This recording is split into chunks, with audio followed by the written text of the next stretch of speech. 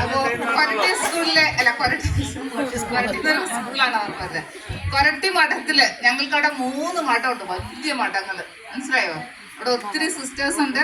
ഇപ്പം കാലഘട്ടത്തിന്റെയും സാഹചര്യങ്ങളൊക്കെ അനുസരിച്ച് നമ്പറൊക്കെ കുറഞ്ഞു വരുന്നത് മറ്റൊരു സത്യം.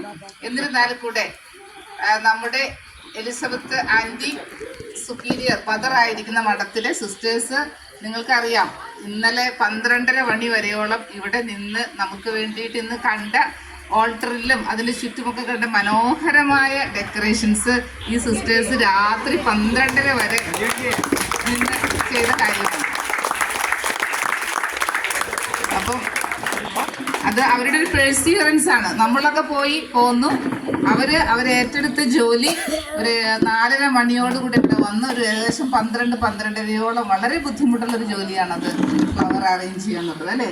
അത് യാതൊരുവിധ ഷോയും ഇല്ലാതെ പരാതികളും ഇല്ലാതെ നല്ല മനസ്സോടെ തൻ്റെ സുപ്പീരിയറിനുള്ള ഒരു ബഹുമാനാർത്ഥവും ഞങ്ങളുടെ സമൂഹത്തിൻ്റെ ഐക്യമൊക്കെ ദൃഢതയൊക്കെ കാണിച്ചുകൊണ്ട് അവർ നല്ലൊരു കർമ്മമാണ് ഇന്നലെ രാത്രി ചെയ്തത്. നിങ്ങളൊക്കെ അത് കുറേ പേര് കണ്ടു, കുറേ പേര് ഇന്ന് രാവിലെ അത് പോയി കണ്ട് അനുഭവിച്ചു.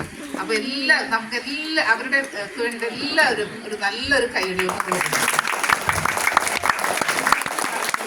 അപ്പോൾ ഇനി അവർക്ക് നമ്മളോടുള്ള സ്നേഹം ഇനിയുണ്ട്, ബാക്കി നിൽക്കുന്നുണ്ട്. അതിൻ്റെ സൂചകമായിട്ടാണ് നമുക്ക് വേണ്ടി ഒരു ഗാനം ആലപിക്കാൻ തീരുമാനിച്ചിരിക്കുന്നത്.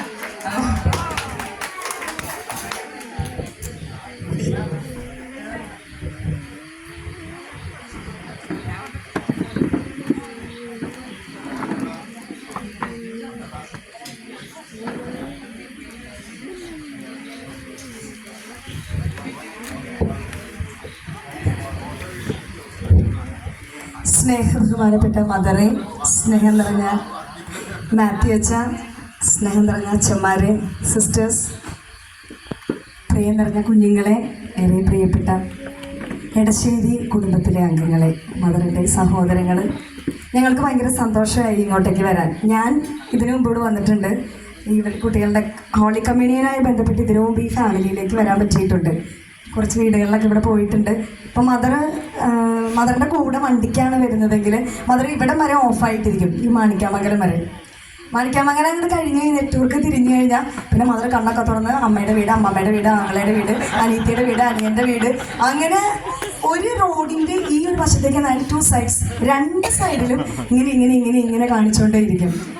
അപ്പോൾ ഞാൻ കോൺവെൻറ്റിൽ ചെന്നവരോട് പറയാറുണ്ട്, ആ ഒരു കുടുംബത്തിൻ്റെ കൂടെ ആയിരിക്കുമ്പോൾ നമുക്ക് കിട്ടുന്ന ഒരു എനർജി ഉണ്ട്, പോസിറ്റീവ് എനർജി.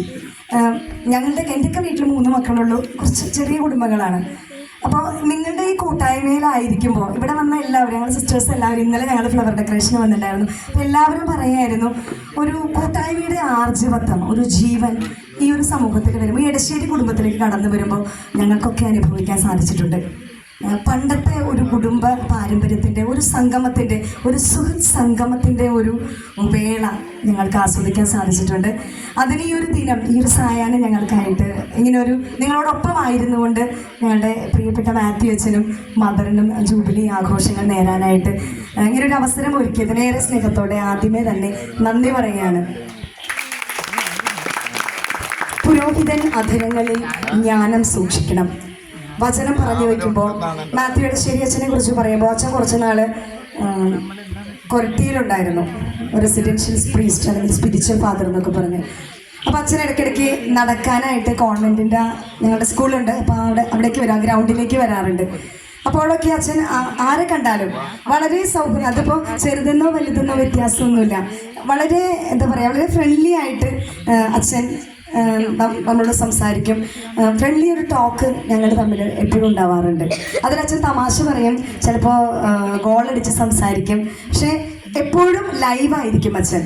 അതായത് പ്രായത്തിൻ്റേതോ അല്ലെങ്കിൽ മറ്റുള്ള ബുദ്ധിമുട്ടുകളോ ഒന്നും തന്നെ അച്ഛനിലുണ്ടെന്ന് നമ്മൾ പറയില്ല, നമുക്ക് അങ്ങനെ ഒരു ഇത് തോന്നില്ല. അത്രമേൽ പ്രാർത്ഥനയുടെ ഒരു മനുഷ്യൻ.